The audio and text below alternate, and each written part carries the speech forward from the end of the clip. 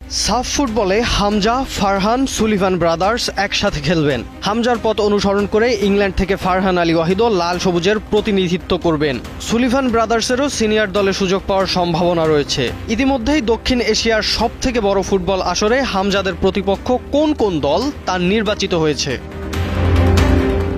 আগামী 4 থেকে 17 নভেম্বর ঢাকার জাতীয় স্টেডিয়ামে অনুষ্ঠিত হবে দক্ষিণ এশিয়ার সবথেকে মর্যাদাপূর্ণ এই টুর্নামেন্ট। প্রায় 8 বছর পর আবারও সাফের আসর বসছে বাংলাদেশে। ঘরের দর্শকদের সামনে ইতিহাস গড়ার আরেকটি সুযোগ পাচ্ছে লাল সবুজের প্রতিনিধিরা। দক্ষিণ এশিয়ার ফুটবল শ্রেষ্ঠত্বের লড়াই, আর সেই লড়াইয়ের নতুন স্বপ্ন নিয়ে নামছে বাংলাদেশ। 2026 সাফ চ্যাম্পিয়নশিপের ড্রতে স্বাগতিক বাংলাদেশ জায়গা পেয়েছে এ গ্রুপে। বাংলাদেশের প্রতিপক্ষ শ্রীলঙ্কা ও ভুটান, আর ফিফার নিষেধাজ্ঞা উঠে গেলে একই গ্রুপে যোগ দেবে নেপালও।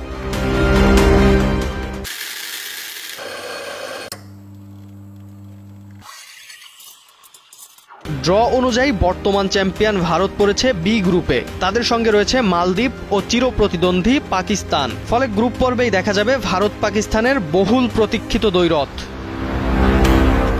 তবে বাংলাদেশের দৃষ্টি এখন শুধু নিজেদের গ্রুপে। স্বাগতিক হিসেবে বাড়তি সমর্থন, নতুন কোচ, শক্তিশালী টিম কম্বিনেশন, পরিচিত পরিবেশ এবং নতুন উদ্যম নিয়ে লক্ষ্য এবার ফাইনাল, এমনটাই প্রত্যাশা দেশের ফুটবল প্রেমীদের।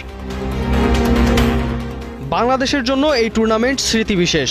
2003 সালে ঢাকাতেই নিজেদের ইতিহাসের একমাত্র সাফ চ্যাম্পিয়নশিপ জিতেছিল লাল সবুজের দল। তবে সবশেষ আসরে সেমিফাইনাল পর্যন্ত পৌঁছে আশা জাগিয়েছে বাংলাদেশ।